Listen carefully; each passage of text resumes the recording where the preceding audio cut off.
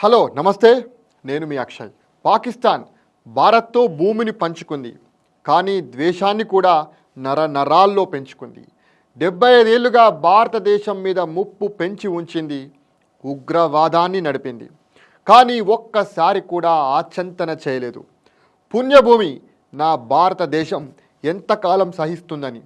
పాకిస్తాన్ పహల్గామ్ ఉగ్రదాడి నీ చివరి పొరపాటు.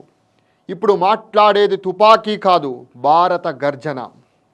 నీ ద్వేషానికి మేము బదులు చెప్పేది, భారత్ బదులు చెప్పేది వేదాలతో కాదు, వ్యూహాలతో. అసలు పాకిస్తాన్ ధ్వంసానికి పాకిస్తానే కారణం. చరిత్ర నుండి ఇప్పటి వరకు చూస్తే గనక పాకిస్తాన్ 1947 నుండి తన స్వరాజ్య స్థాపనను దేశం మీదే నిర్మించుకుంది. ముఖ్యంగా భారతదేశం మీద నిర్మించుకుంది. భారత్ ఒక శత్రువు, ఉగ్రవాదం అనేది తన ఆయుధం అనే ఒక 2 పిల్లర్ పాలసీ మీద వడబోసుకుంది. ఇప్పటి వరకు కూడా అలాగే నడిచింది. అసలు దీని ద్వారా పాకిస్తాన్ ఏం సాధించింది? 1971లో బంగ్లాదేశ్తో విడిపోయింది.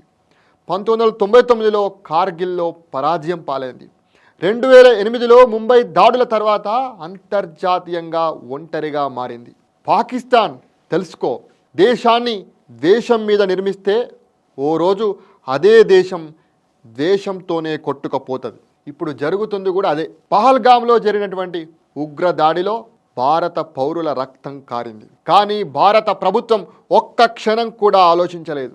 ఆపరేషన్ సింధూర్లో భాగంగా భారత సైన్యం లాహోర్, ఇస్లామాబాద్, రావల్పిండిపై సర్జికల్ స్ట్రైక్స్ చేసింది, వైమానిక దాడులు చేసింది. భవిష్యత్తులో భారత్ను తాకాలంటే 1000 సార్లు ఆలోచించండి అంటూ భారత్ పాకిస్తాన్పై పంజా విసిరింది. ఆపరేషన్ సింధూర్లో భాగంగా భారత వైమానిక దళాల దాడులు కేవలం ప్రతీకారం కోసం కాదు, గుణపాఠం చెప్పడం కోసం కాదు, భవిష్యత్తు ఉగ్రవాద దాడులను నివారించాలన్న ఉద్దేశంతోనే జరిగాయి.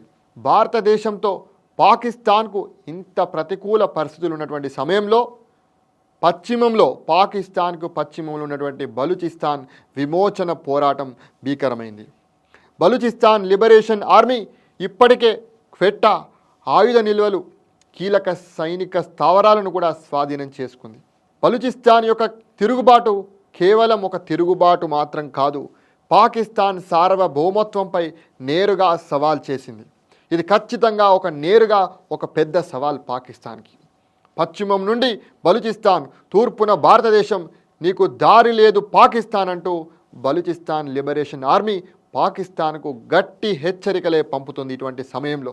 అయితే ఇన్ని ప్రతికూల పరిస్థితుల నడుమ కూడా పాకిస్తాన్ భారత్పై అనేక కవ్వింపు చర్యలకు పాల్పడుతూనే ఉంది. దీంతో అంతర్జాతీయ ఒత్తిళ్లతో పాకిస్తాన్ ఒంటరిగా మారింది. పాకిస్తాన్పై భారత్ వ్యూహం సైనిక చర్యలతోనే కాకుండా అంతర్జాతీయ ఒత్తిళ్ల ద్వారా, అంతర్జాతీయ పరిణామాల ద్వారా కూడా పాకిస్తాన్పై అనేక ఒత్తిళ్లు భారత్ తీసుకొస్తుంది. FATF ద్వారా ఆర్థికంగా బలహీనపరుస్తుంది పాకిస్తాన్ని. IMF కానీ, వరల్డ్ బ్యాంక్ నుంచి కానీ వచ్చేటువంటి ఆర్థిక సహాయాన్ని కూడా నిలిపివేసింది పాకిస్తాన్కి. బలూచిస్తాన్ పోరాటానికి మౌనంగా మద్దతు ఇవ్వడం ద్వారా పాకిస్తాన్ని భారత్ వ్యూహాత్మకంగా ఇరుకునబెట్టిందని ఖచ్చితంగా చెప్పవచ్చు. ఒక రకంగా చెప్పాలంటే పాకిస్తాన్ని అన్ని రకాలుగా, అన్ని విధాలుగా, అన్ని కోణాల్లో భారత్ బంధించేసింది. ఒక రకంగా చెప్పాలంటే అన్ని వ్యూహాలతోటి, ముఖ్యంగా చెప్పాలంటే చతుర్ముఖ వ్యూహాలతోటి పాకిస్తాన్ను బంధించేసింది. ఎందుకంటే ప్రస్తుతం పాకిస్తాన్ తూర్పున భారతదేశం, పడమరన బలూచిస్తాన్, లోపల ఆర్థిక సంక్షోభం, బయట అంతర్జాతీయ ఒత్తులు. ఈ 4 వ్యూహాలతో పాకిస్తాన్ ఇప్పటికే ఉక్కిరి బిక్కిరి అవుతుంది. ఏం చేయాలో దిక్కు తోచని పరిస్థితుల్లో పాకిస్తాన్ ఉంది. ఇది కేవలం యుద్ధం కాదు, ఖచ్చితంగా వ్యూహాత్మక పతనానికి నాంది. భారత్తో ప్రస్తుతం జరుగుతున్నటువంటి పరిణామాల వల్ల పాకిస్తాన్పై ప్రభావం చూపేటువంటి ప్రధాన అంశాల విషయానికి వస్తే కనుక, ఒక రకంగా చెప్పాలంటే పాకిస్తాన్ అంతర్గతంగా పతనమవుతుంది. దేశ విభజన జరిగేటువంటి అవకాశాలు, ఆస్కారాలు కనబడుతున్నాయి. బలూచిస్తాన్ కనుక తిరుగుబాటు విజయం సాధిస్తే పాకిస్తాన్ విభజన ఖచ్చితమవుతుంది. బలూచిస్తాన్ స్వతంత్ర దేశంగా మారుతుంది. దానితో పాటు బలూచిస్తాన్తో పాటు పశ్చిమ పంజాబ్ మరియు సింధు లాంటి ప్రాంతాల్లో స్వతంత్ర డిమాండ్స్ పెరిగేటువంటి అవకాశం ఉంటుంది. ఒకవేళ ఇంకా పరిణామాలు జరిగితే, పాకిస్తాన్ లొంగిపోతే పాక్ ఆక్యుపైడ్ కాశ్మీర్ని భారతదేశం తిరిగి స్వాధీనం చేసుకునేటువంటి అవకాశాలు ఖచ్చితంగా కనబడుతున్నాయి. ఇంకా చెప్పాలంటే ఆర్థికంగా పాకిస్తాన్ దివాలా తీస్తుంది. IMF కానీ, వరల్డ్ బ్యాంక్ కానీ, FATF లెవెల్లో ఆర్థిక ముట్టడి కనుక కొనసాగితే పాకిస్తాన్ యొక్క కరెన్సీ కూడా పతనమయ్యేటువంటి అవకాశం అయితే కనబడుతుంది. ఆహార కొరత, ఇంధన కొరత ఈ రెండు కూడా ఎక్కువయ్యేటువంటి అవకాశాలు ఖచ్చితంగా పాకిస్తాన్లో ఉంటాయి. ఈ యొక్క ప్రభావం వాటిపైన కూడా ఉండేటువంటి అవకాశం ఉంటుంది.